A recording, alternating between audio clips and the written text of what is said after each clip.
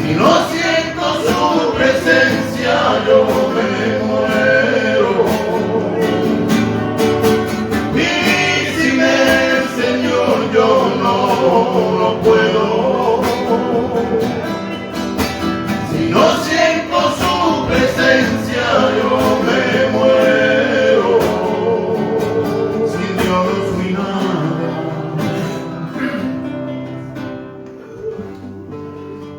à Dieu. On prie encore le Seigneur, on laisse sa place à la parole de Dieu. Aussi, il y a un frère, Paul, je prie le Seigneur. Alléluia. Seigneur, ensemble, nous te dis merci parce que tu nous permets d'être là, réunis en ton nom, et que ce matin, en travers ton serviteur, qu'il y ait une parole pour chacun de nous. Parle-nous, Seigneur, parce qu'on a besoin, dans les temps qu'on vit, Seigneur, je sais que toutes choses soient, Seigneur, dans tout ce que corps, des paroles soient écrites. Tu nous avertis par tes paroles que tu vis bientôt et que tu pourrais nous parler dans ces temps. Mais Seigneur, permets que ce matin, tu bénis ton loin.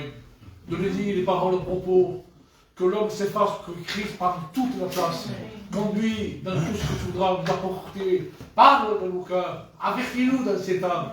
Pour la parole de Dieu, viens nous clairer dans ces temps, Seigneur. Je te remercie pour la parole de Dieu. Que ton nom soit béni dans le nom de Christ et pour la gloire de ton nom. Amen. Amen. Gloire à Dieu. Alors, le Seigneur a mis quelques paroles dans mon cœur. Et je me suis laissé faire par la parole, par le Saint-Esprit. Et j'ai regardé, hier soir, quand j'étais en train de lire la parole et que je me suis dit si c'était le message de Dieu. J'étais en train de lire et il me venait des pensées dans ces versets. Je dis ça pour qu'on puisse le prendre de la part de Dieu. En train de lire et puis à travers que j'ai en train de lire que Dieu, Seigneur, on dit beaucoup de fois, Dieu m'a dit, mais beaucoup le disent ça, mais moi je dis que bon, on est des chrétiens et il y a le Saint-Esprit qui agit. Et quand j'étais en train de lire et j'avais des pensées, je pense que c'est de Dieu, je sentais en moi comme une tristesse. Une tristesse pour certains de l'Église, ou sinon pour toute l'Église. Une tristesse dans mon cœur que tellement j'avais envie de pleurer. Pas de pleurs charnelles, de pleurs spirituelles. Et là j'étais en train de lire dans Matthieu 27, 46. On l'a lu 50 fois, je ne sais pas combien de fois on l'a lu. Matthieu 27, 46. Ce que Jésus a enduré, et tout ce que Jésus, où il est passé, quand il était sur la croix, eh bien, c'est vraiment que pour nous, nous ne puissions pas y passer par là. Il a vraiment tout pris sur lui, Jésus. Tout. Des fois, nos cœurs ne comprennent pas des choses de la vie. On ne comprend pas pourquoi ci, pourquoi cela. Et dans notre cœur, on est triste. On ne sait pas comment faire. Et des fois, on se décourage. On est découragé par rapport qu'on voit des gens qui ne veulent pas se convertir, par rapport à des personnes qui ont des paroles blessantes, à travers l'évangile ou comment on se comporte. Et c'est déjà que c'est difficile dans cette terre. Déjà que des fois, nous nous posons des questions. Et la vie chrétienne ici-bas sur terre n'est pas facile. Quand on voit toutes ces choses-là. Mais heureusement qu'il y a le Saint-Esprit et la parole de Dieu qui nous encourage. Écoutez dans Matthieu 27, 46, c'est simple, quand Jésus sur la croix, il dit, mon Dieu, écoutez, nom de Jésus, mon Dieu, pourquoi m'as-tu abandonné? Et cette parole-là, mon Dieu, pourquoi m'as-tu abandonné? On peut se les poser ici-bas sur terre. À un certain moment dans notre vie un peu difficile. Et on dit, Seigneur, pourquoi tu n'as pas agi? Pourquoi tu m'as abandonné? Et je vous le dis au nom de Jésus. Jésus n'abandonne personne. Jésus n'abandonne pas ses enfants. Je vous le dis au nom de Jésus. Pourquoi? Parce que tout est accompli sur la croix. Je voudrais que vous me suiviez au nom de Jésus. C'est vraiment bénéfique pour notre cœur, notre âme. Mon Dieu, pourquoi m'as-tu abandonné? Mais Jésus pouvait le dire. Parce qu'il y avait un bénéfice là. C'était bon quand il le disait. Quand Jésus dit, mon Dieu, pourquoi m'as-tu abandonné? Et nous, par rapport à notre vie, on dit, pourquoi, Seigneur? Pourquoi? En quelque sorte, on dit, pourquoi m'as-tu abandonné là? Pourquoi t'as pas agi? Mais Dieu, c'est tout, Dieu. Pas aller contre lui, même si on croit que nous, c'est pas juste pour nous. Hein? Même si nous, on dit, c'est pas juste. Mais lui, il sait tout. Et si on croit que c'est pas juste et qu'on est attristé, eh bien, il y a le Saint-Esprit pour nous consoler. Il y a la parole de Dieu qui agit. La parole de Dieu, c'est pas une parole d'homme. C'est une parole qui descend du ciel. Et tout ce qui descend du ciel est une bénédiction. Chacun de nous a des problèmes personnels. Chacun de nous a une tristesse dans son cœur dans certaines choses. Et chacun a son problème. Mais le salut est personnel. C'est vrai que quand nous prions, on se pose des questions. Et dans notre cœur, même si tu es chrétienne, des fois tu n'es pas bien. Mais au nom du Seigneur Jésus, le Saint-Esprit est vivant. La parole de Dieu est vivante. Et pour celui et celle qui aime Dieu et qui suit le Seigneur, qui est dans le combat, eh bien, nous avons cette grâce de voir que Jésus ne nous a pas abandonnés, que l'Éternel ne nous a pas abandonnés. Parce qu'écoutez, mon Dieu, pourquoi m'as-tu abandonné? Dieu l'a abandonné. L'Éternel, son Père, a détourné ses regards. C'est ça? Alors le Seigneur il y a quelque temps, m'a éclairé là-dessus.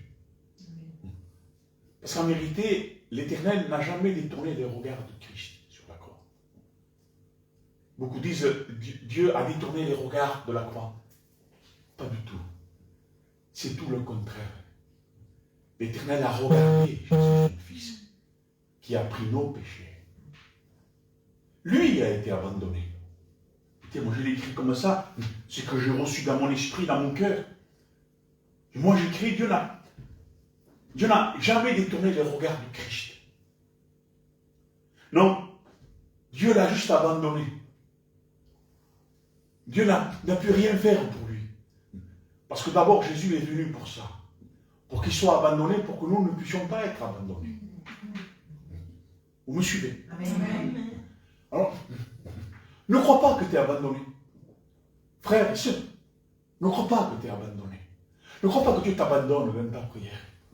Ne crois pas que Dieu t'a abandonné dans tes soucis, dans tes problèmes, dans tes difficultés, dans ta tristesse. Un chrétien peut être triste dans la vie, dans ces choses qui se passent. Mais il y a quelque chose qui remonte de sa vie. Qu'est-ce qu'il y a une joie à te dire qu'il y a une espérance? L'espérance de la vie éternelle. Alors Jésus, lui, il a été abandonné. Et le Père éternel, au contraire, il a regardé son fils sur la croix. Pourquoi il a regardé? Il n'a pas détourné son visage. Il a regardé pourquoi? Pour voir nos péchés sur lui. Et pourquoi? Il a regardé son fils et les péchés qu'il prenait de nous aujourd'hui. Pour les effacer. Pour les oublier. L'Éternel n'a pas pu faire autrement que regarder son fils sur la croix.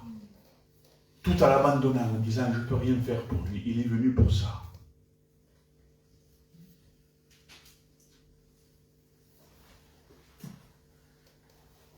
Écoutez,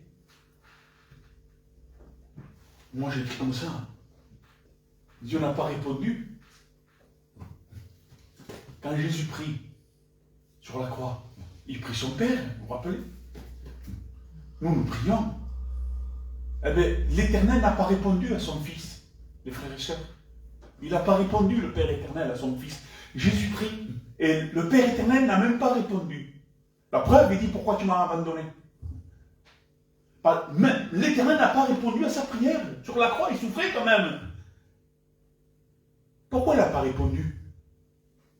Moi, je suis comme ça, on peut dire beaucoup de choses. Parce que Dieu nous répond même.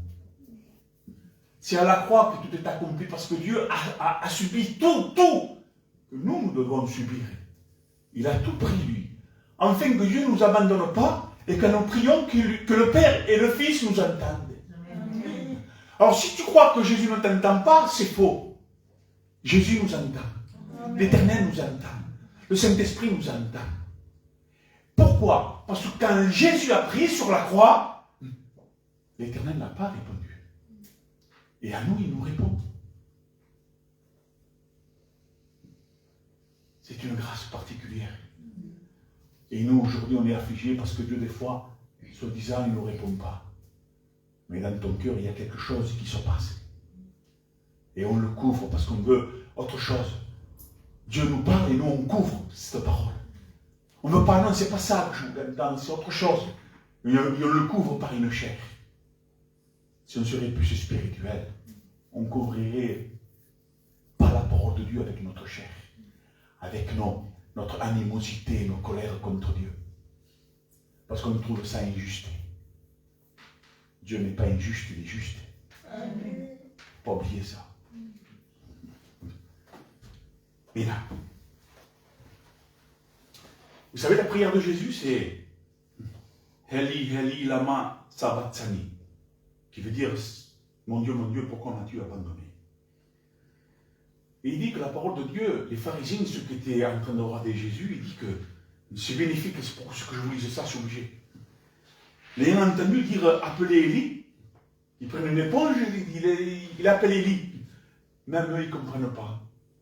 Il n'appelait pas Élie, Jésus. Il parlait avec son Père. Il priait le Seigneur. Il n'y a que Dieu qui sait, celui et celle qui prie. Les pharisiens, ils tordaient le sens de la loi, le sens de la parole. Et il entend juste Élie, il ne comprenait rien.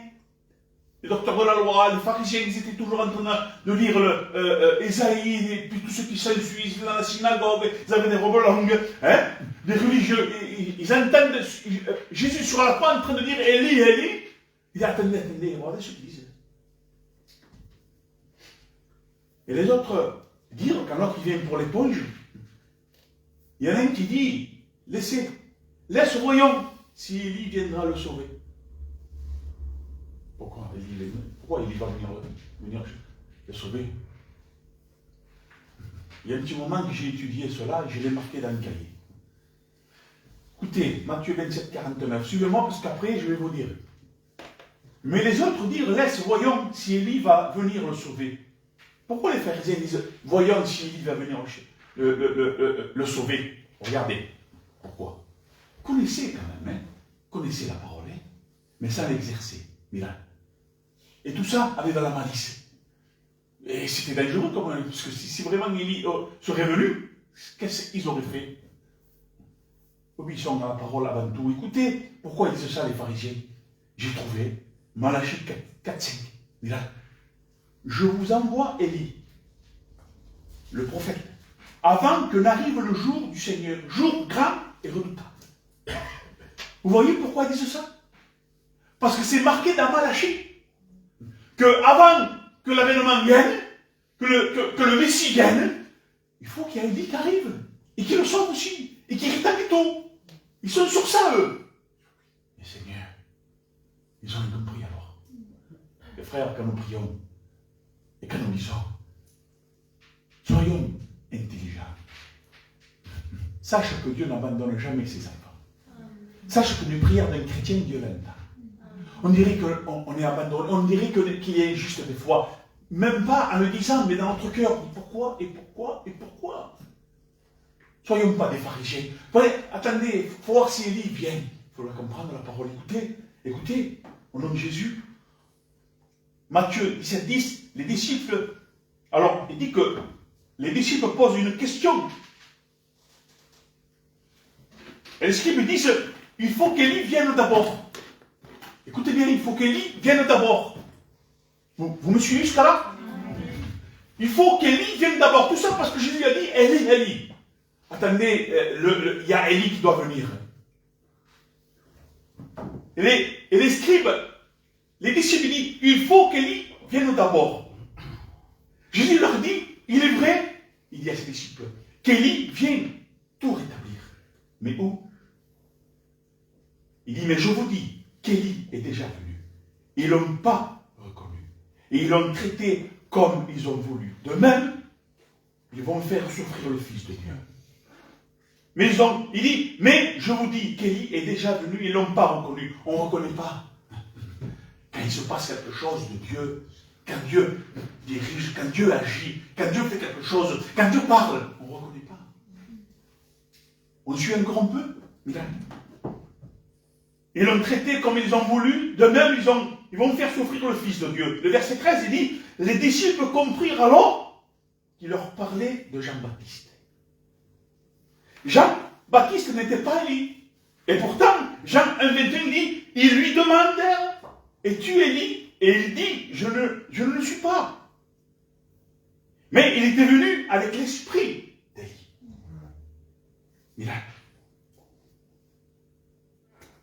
Je ne suis pas, mais il est venu à l'esprit puissant d'Élie. Il est écrit où ça? Luc 1,17. Il ira devant lui avec l'esprit et la puissance d'Élie. Tout d'abord, il est venu Jean-Baptiste rétablir, aplanir les cœurs pour qu'on voie le Christ. Il y en a beaucoup qui ne l'ont pas reconnu. Presque tous les pharisiens ne l'ont pas reconnu. Pourtant, il est venu tout établir. Et c'est toi, qui c'est toi? Qui es-tu toi? Des fois, on ne comprend pas, mais il faut comprendre. Hein. Il faut lire, il faut aller au combat, il faut continuer dans la parole. Il faut être intelligent quand même, il faut s'instruire. Il faut avoir quand même de l'enseignement avec l'amour de Dieu. Pour ne pas dire, quand on passe dans la difficulté, des choses qu'on ne comprend pas, pour ne pas dire Dieu m'a abandonné, Dieu n'est pas juste. Non, Dieu est juste et Dieu n'abandonne pas ses enfants. Ça, il faut le savoir. Hein. Malgré qu'on le sait, des fois on l'oublie, on peut oublier ça. Oui ou non? Vous avez compris ce que je vous ai lu? Eli, Eli. C'est une prière de Jésus que l'Éternel ne répond pas. Et Dieu nous répond à nous. Il n'a pas répondu à Christ pour nous répondre à nous. Parce que lui, sur la croix, il a tout ouvert pour nous. Il a inauguré, à travers la croix, son sacrifice, il a inauguré la route, le chemin qui amène au ciel. Pour que nous, notre prière puisse aller au ciel. Pour que nous puissions savoir que dans les difficultés de la vie, dans les choses où on passe, nous puissions comprendre ce que Dieu nous dit. Amen. Alléluia.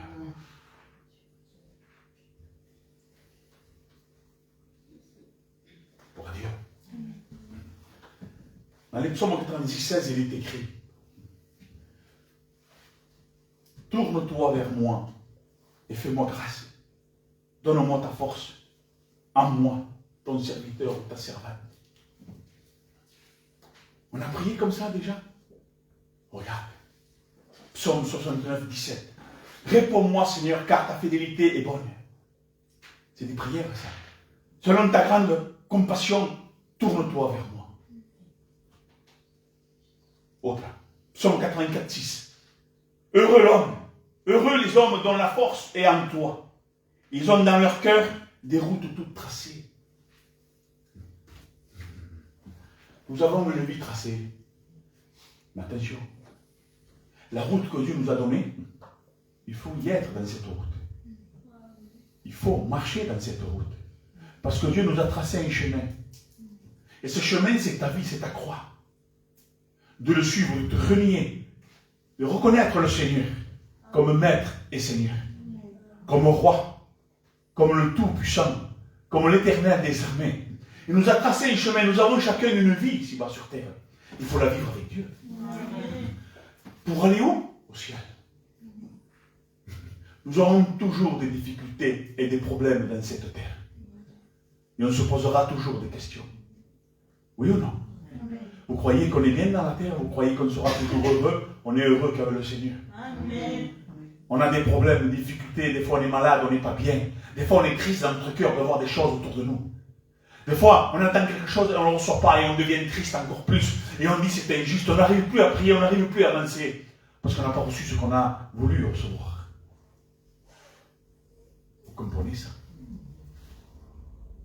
On ne comprend pas pourquoi ces choses de la vie viennent comme ça. Pourtant je suis chrétien, pourquoi? Pourquoi? Et on se posera toujours des questions jusqu'à la fin de notre vie. Nous, c'est prendre le chemin tracé que Dieu nous a donné, ne pas abandonner le chemin que Dieu nous a tracé. Parce qu'on peut prendre notre chemin, on peut abandonner le chemin tracé de Dieu. Il faut y rester, même que c'est dur, même que ce soit dur dans la vie. Il faut y rester parce qu'il y a une bénédiction au bout. Comprenez ça? Parce que si on rend un culte à Dieu, ce n'est pas juste prendre le pain et le vin. Le pain du boulanger et le vin du vigneron. C'est un symbole de tout ça. Hein, la parole, le pain, le vin, le sang de Christ. En nous. Et le garder en nous. Pour celui qui est dans le combat, pour celui qui est dans la prière, pour celui qui est dans la lecture, pour celui qui est dans la communion, il comprend. Dieu veut nous sauver. Dieu veut nous garder. Des fois, nous, on sort de la main de Dieu. Parce qu'on trouve ça injuste. On ne sort pas tout entier, mais on sort quand même. On veut rester quand même dans l'évangile, mais on sort un peu quand même. Et ça, ce n'est pas la gloire de Dieu. Si on se comportait droit, ben, si on faisait quelque chose qui était agréable à Dieu, ben, c'est pas grave. Lui, il ne le fait pas, pourquoi je le ferai? On ne le fait plus. Et si on ne faisait pas ça, ben maintenant on le fait, c'est pas grave. Pourquoi? Parce que pour toi, Dieu était injuste, ça veut dire. Alors, ce que tu ne faisais pas avant, aujourd'hui tu le fais. Pourquoi? Parce que tu étais un peu retiré. Au lieu d'avancer et d'être encore plus sévère, entre parenthèses, d'être plus sanctifié, dans la sanctification, eh bien, on se retire un peu de la sanctification, de l'obéissance. Comprenez ça? Ça, c'est pas la gloire de Dieu.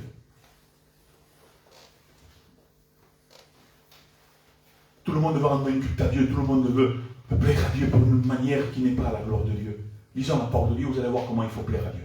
Amen. Même quand on croit que Jésus nous a abandonnés, dis-toi dans ton cœur, mais non. C'est Jésus qui a subi cela, moi je ne le subis pas, parce que c'est Jésus qui l'a pris sur lui. L'abandon. Mais Jésus n'abandonne pas ses enfants. Vous savez comment il s'appelle l'Éternel? Vous savez comment il s'appelle le Christ? Vous savez comment il s'appelle le Saint-Esprit? Le véritable fidèle. Il est le véritable fidèle. Alors on prend ces mots pour celui qui ne suit pas, fait n'importe quoi. Non, celui-là, il faut que se repente. Moi je parle de celui qui est dans le combat. Parce qu'il y en a qui ne suivent pas, ils font n'importe quoi avec leur vie, et quand ils entendent des paroles comme ça, ils croient que c'est pour eux. Non, Dieu dit à cela, repentez-vous. Parce qu'ils ne sont pas dans le combat, ils ne sont pas dans la route. Mais pour celui qui est dans la route, qui est dans le combat et qui souffre, alors la parole de Dieu pour tout le monde ce matin, prenez-la comme Dieu vous la donne. Dieu est amour, Dieu est justice, Dieu relève, Dieu fortifie, Dieu enlève de ton cœur tout ce que l'adversaire veut y mettre. La tristesse, l'angoisse, la peur, l'abandon, hein? Le négatif, tout ce que on croit que Dieu ne nous a pas donné et qu'il ne nous donnera jamais. Dieu est fidèle pour te le donner. Alléluia. Gloire à Dieu. Je glorifie Dieu et j'exalte l'Éternel. Amen. Il est le Tout-Puissant. Il est le véritable fidèle, il est celui qui entend nos prières. Amen. Vous savez ce que je me dis des fois, moi? Hier, je me le disais, Seigneur, je suis ton serviteur. Seigneur, je suis chrétien. Seigneur, je suis sauvé. Posez cette question, des fois. Et des fois, j'ai peur. J'ai peur de ne pas être sauvé. J'ai peur d'aller à l'enfer. J'ai peur de rester sur cette terre. Mon cœur tremble, mon âme tremble. Et parce qu'on vient en réunion, on entend la parole, on se croit sauvé. Croyez-pas vous que c'est une vie personnelle avec Dieu? Croyez-pas vous qu'il faut toucher le vêtement de Dieu? Croyez-pas vous qu'il faut s'approcher du cœur de Jésus? Entendre ce qu'il a à nous dire, on parle beaucoup et on ne veut pas écouter.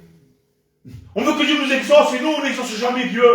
Il n'a pas besoin d'exaucer, il a besoin que tu puisses le faire confiance, il a besoin que tu puisses le louer, le glorifier. Ouais. Ah, nous on prie, nous on veut parler avec Dieu pour des choses qu'on a besoin sur cette terre. Et pourtant, Laurent, nous avons besoin beaucoup dans notre âme et dans notre esprit de l'amour de Dieu, de la grâce de Dieu, de l'esprit de Dieu. Nous avons besoin que Dieu nous fortifie, nous avons besoin qu'on parle à Dieu et on le glorifie et on reconnaisse Dieu comme Seigneur et Sauveur. Il se passe ce qui se passe. On passe dans des moments difficiles, des fois on est dans la tristesse de voir et d'entendre des choses. Des fois, le combat devient difficile. Des fois, il y a des paroles qui me blessent. Des fois, il y a des choses qui me découragent. Et heureusement qu'il y a l'Éternel. Heureusement qu'il y a Dieu. Heureusement que lui relève et qu'il parle. Heureusement qu'il est le véritable fidèle.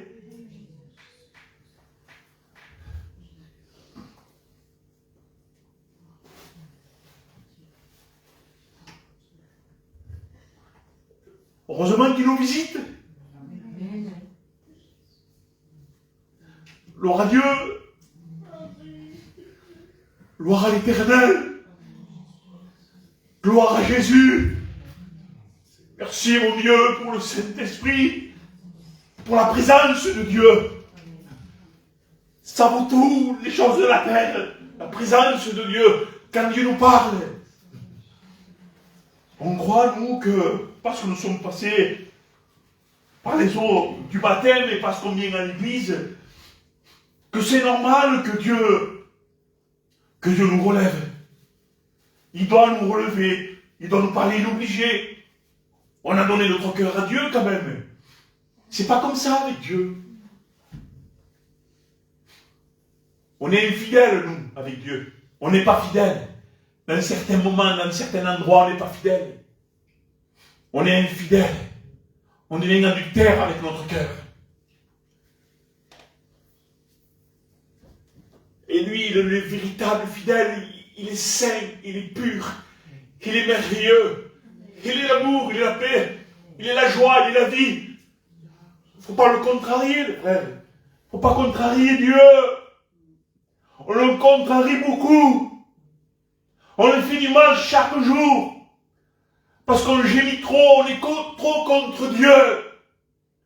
On ne trouve pas ça injuste. Et c'est injuste. Et la parole de Dieu dit qu'il est juste.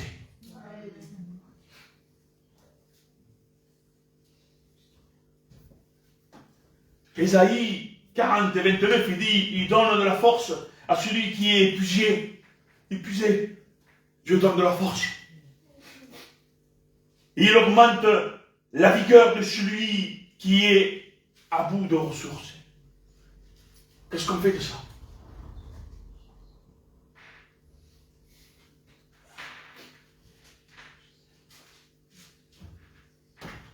Éphésiens 6:10, il dit, soyez puissants dans le Seigneur, par sa force souveraine. Qu'est-ce que ça veut dire? Soyez puissants, Seigneur.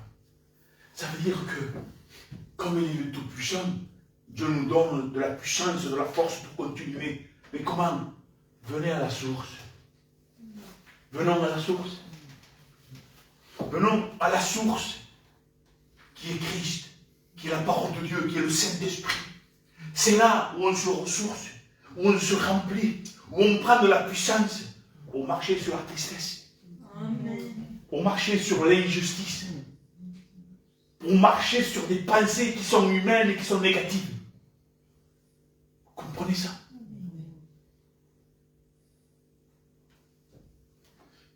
Philippiens 4:13 dit, je peux tout en celui qui me rend puissant. Je peux tout. Vous comprenez ça? Je peux tout. Il n'y a rien d'impossible quand on est avec Christ. Je peux tout. Ça veut dire que tu peux continuer. Tu peux encore marcher dans ton chemin tracé de Dieu. Ton chemin tracé de Dieu est rempli de difficultés. Est rempli des choses qui vont te faire grandir. Gloire à Dieu. C'est l'école de Dieu, si vous voulez.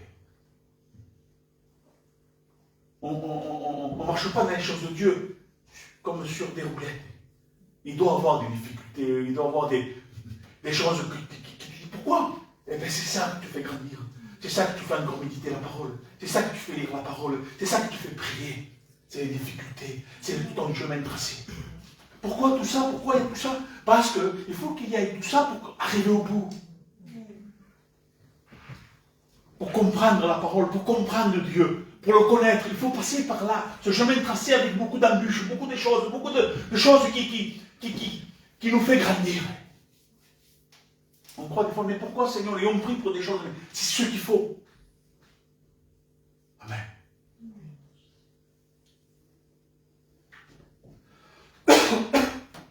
Écoutez Colossiens 1, 11. Et que vous deveniez puissants à tout égard, par sa force glorieuse, en vue d'une persévérance et d'une patience en toute épreuve avec joie. Sa parole, elle est terrible. Non? Sa parole, elle est terrible. Je la roule? C'est bon pour nous, hein? Franchement, ça donne de la force. Colossiens 1, 11. Et que vous deveniez puissants à tout égard. À tout. Tout ce qui peut arriver, tout ce qui peut se passer dans une vie, dans ton chemin tracé. Par sa force glorieuse. C'est toujours lui qui agit. Toujours lui qui est le véritable fidèle, vraiment. En vue d'une persévérance. Voilà, il faut persévérer. Et d'une patience. La patience. C'est le fruit. À toute épreuve, dans ce chemin tracé. Avec quoi? Avec joie. Il faut tout prendre de Dieu. Et qu'il y a quelque chose qui t'empêche, quelque chose que tu crois que ce n'est pas possible, quelque chose qui t'a attristé, passe-le avec joie. C'est-à-dire que ta joie, ce fruit-là, c'est un fruit de la doit se poser sur ta vie, doit être dans ta vie pour prier. On peut faire tomber des murs, découvrir les pièges avec la prière. On peut persévérer qu'avec la prière. Une vraie prière, hein? Une vraie. Pas la prière d'un catho. Non, non. Pas une prière de catholique ou d'une récitation. Non, non. Une prière, une vraie prière, c'est dans la vraie prière que tu vas faire tomber des murs. Que tu vas découvrir tous ces pièges, toutes ces embûches. Et que c'est ça qui va te faire grandir. C'est ça que tu vas aller au bout. C'est comme ça que tu vas écouter avec des oreilles d'un disciple, d'une vie spirituelle. Comprenez? Oui. Dites-moi, si vous ne comprenez pas, vous me le dites. Comprenez ce que Dieu veut nous dire? On voit vraiment l'amour de Dieu. Comment Dieu veut nous éclairer, comment Dieu veut te fortifier, veut te relever. Toi, chrétien.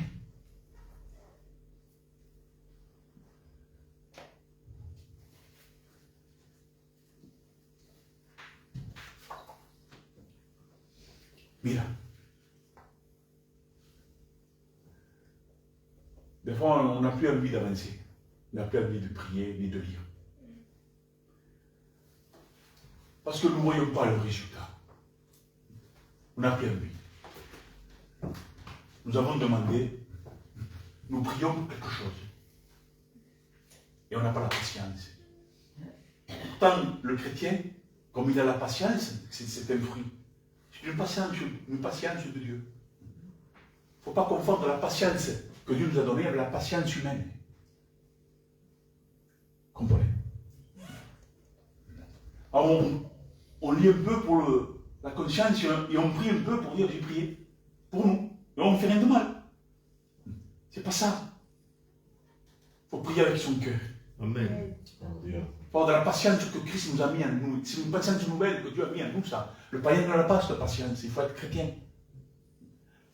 Pourquoi nous a donné cette patience, Galates 5:22? C'est dans le fruit, ça. Parce qu'il y a des choses qu'on m'a demandé que ça va être long. Et on n'est pas patient, mais Dieu te l'a donné la patience. Fais-la travailler. En travaillant cette patience, eh bien, tu dis, eh bien, j'attends, et j'attends. On attend. Pourquoi on n'arrive plus à prier? Pourquoi on n'arrive plus ça? Parce qu'on ne voit pas le bout. On ne voit pas le résultat. Eh bien, écoutez bien, au nom de Jésus-Christ. Cette parole, ce n'est pas pour une personne ici. Elle n'est pas mise. Et pour vous tous. Amen. Eh oui. Ne prenez pas ça pour une personne. Hein. C'est pour chacun de nous, ça. Amen. Écoutez bien. Ça c'est... Je vais relire le nom de Jésus. On attend. On attend. Et cette patience fait que ça donne la joie. Il faut être spirituel, les frères, pour avoir cette patience. Il faut être chrétien, quoi. Comment on ne peut pas. Et dans cette patience, ça fait que cette patience de Dieu que Dieu t'a donnée, c'est que tu peux prier avec joie. Tu peux persévérer avec joie. Parce que tout ça n'est pas charnel. Tout ça est divin. Tout ça vient de Dieu. Tout ça est spirituel. Vous comprenez? Seigneur, prie que vous, moi. Je pleure des fois, je suis triste des fois. Des fois, je suis découragé. Je dis, Seigneur, comment hago? Mais comme je prie, Seigneur, et comme je prie parce que j'ai besoin de Dieu, et comme je lis parce que j'ai besoin de Dieu, eh bien, Dieu m'encourage, Dieu me relève et Dieu me bénit. Pareil pour vous. J'arrive pas, non, on arrive. Avec Dieu, on arrive. Vous comprenez? De toute façon, on attend le retour de Jésus. Dieu est riche. Amen. Romains 12, 12, miracle. Réjouissez-vous en espérance. Soyez patients dans l'affliction. Soyez patients dans l'affliction. Persévérez dans la prière. Voyez comme je ne vous dis pas des blagues. Voyez comme Dieu nous répond.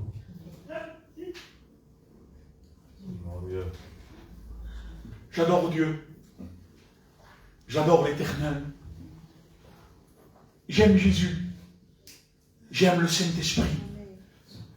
Merci Seigneur, parce qu'un jour s'est fait connaître à moi. Je remercie le Seigneur. Je rends grâce et gloire à l'Éternel. Seigneur, qu'est-ce que c'est bon d'être avec Dieu. Qu'est-ce que c'est bon d'être avec lui, Seigneur. Car, qu'est-ce qu'on fait dans la terre? Qu'est-ce qu'il y a qui peut nous être mieux que ça, Seigneur? Hein? Qu'est-ce qu'il y a de mieux? Qu'est-ce qu'il y a de mieux? Dites-moi s'il y a quelque chose. Non, il y en a. Les joies charnelles sont éphémères. Ouais. Si ou non? Ouais. Les projets qu'on peut faire, ces projets pitons là, ça ne sert à rien. Ça ne mène à rien.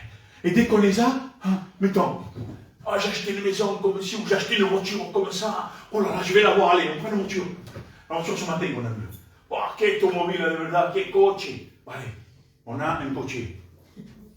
On l'a, ça y est. Un jour, 2 jours après, mon oncle. Ciao. Pourtant, on a juste dit comment elle est ta manière, elle valait 100 000 euros. Et je dis, regardez quand il met Dieu. Regardez, elle est belle. Oh, le bruit, hein, on aime bien le bruit des voitures de course.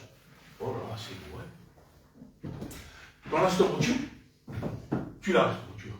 Une fois que ça passe une semaine, ton cœur est amer, il est sec, il n'y a rien, il n'y a rien.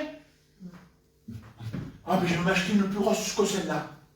Tu peux t'acheter ce que tu veux, avoir ce que tu veux. Il n'y a rien comme Dieu. Amen.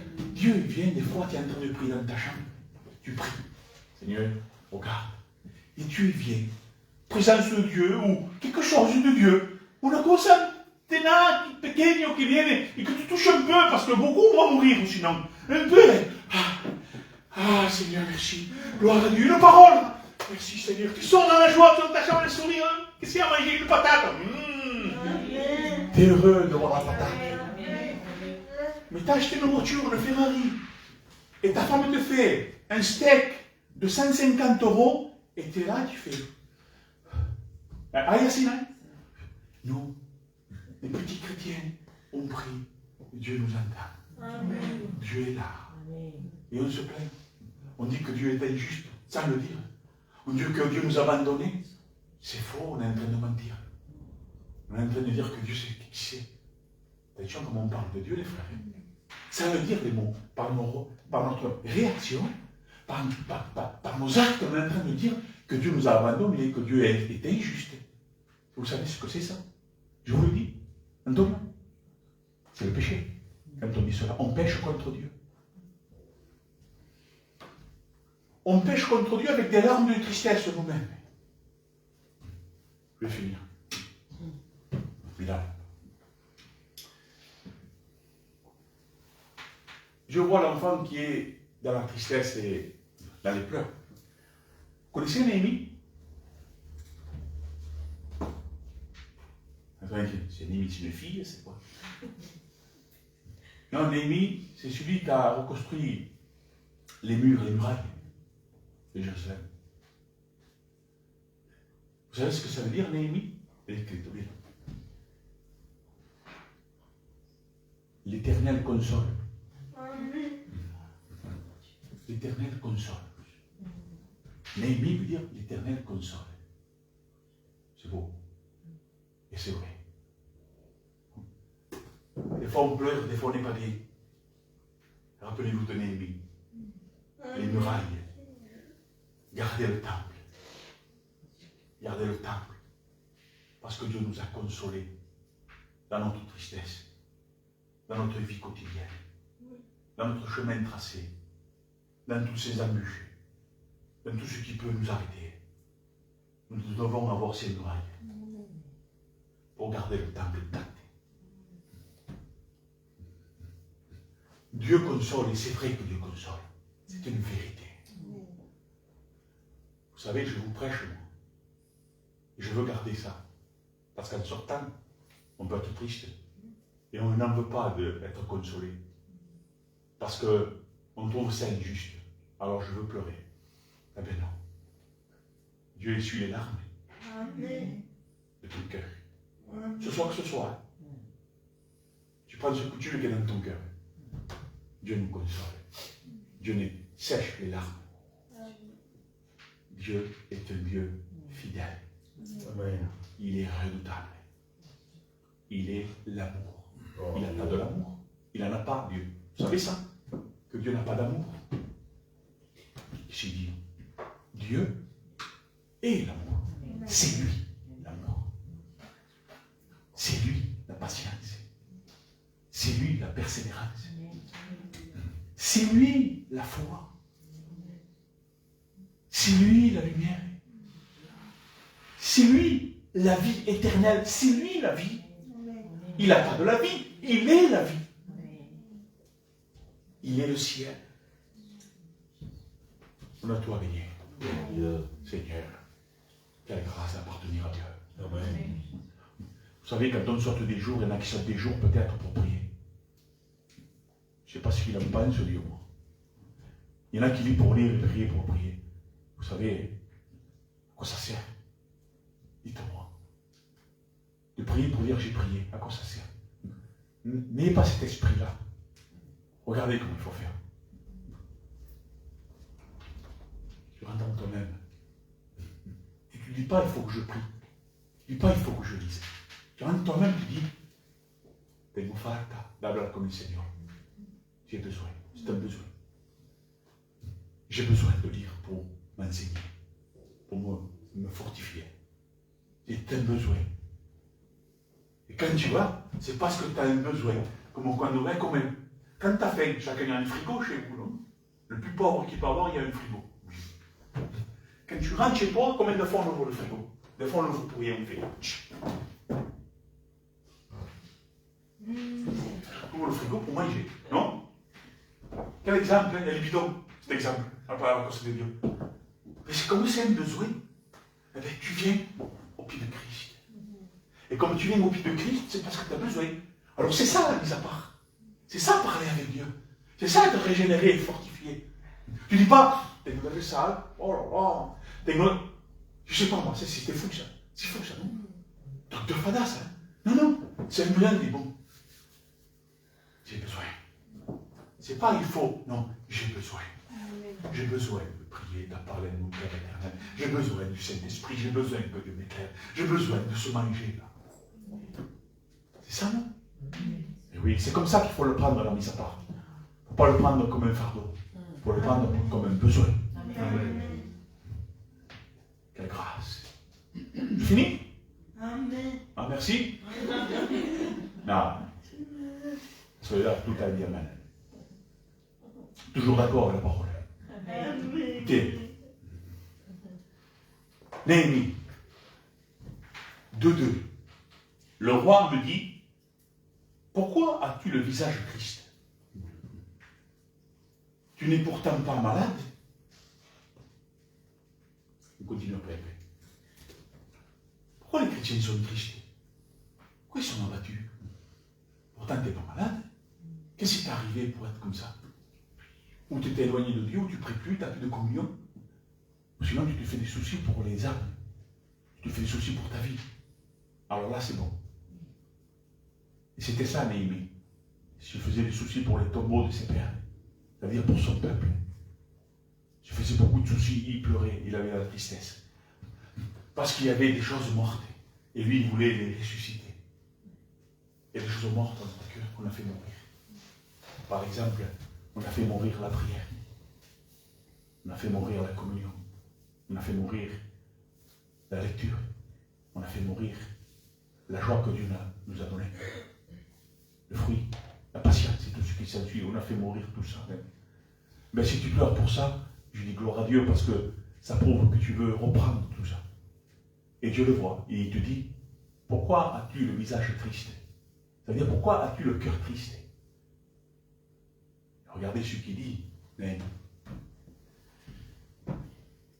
Tu n'es pourtant pas malade. Ce ne peut être qu'une tristesse de cœur. Si ton cœur est attristé ce matin, parce que tu as perdu beaucoup de choses et que tu n'as pas vu ce que tu voulais quand tu as prié, avoir le résultat, ton cœur est triste. Mais écoute-moi. Vous savez ce qu'il fait le roi avec Néhémie? Il dit, eh bien, vas-y et va. Va faire ce que tu veux, ce que Dieu veut de toi.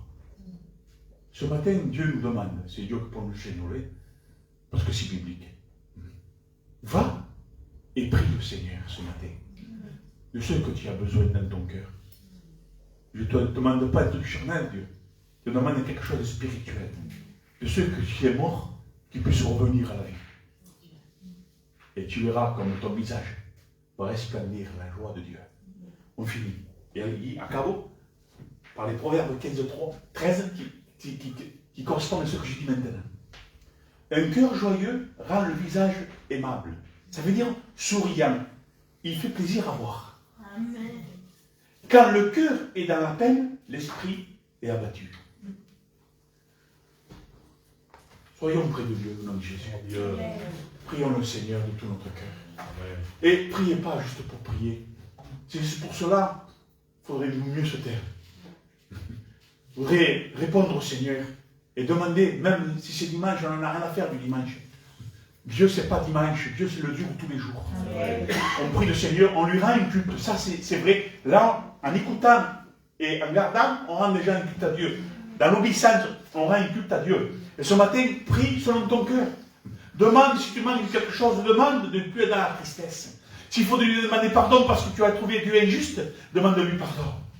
Si tu as dit un jour, sans le dire, mais en acte, que Dieu t'a abandonné, demande-lui pardon. Surtout, demande pardon à Dieu avant tout. Amen.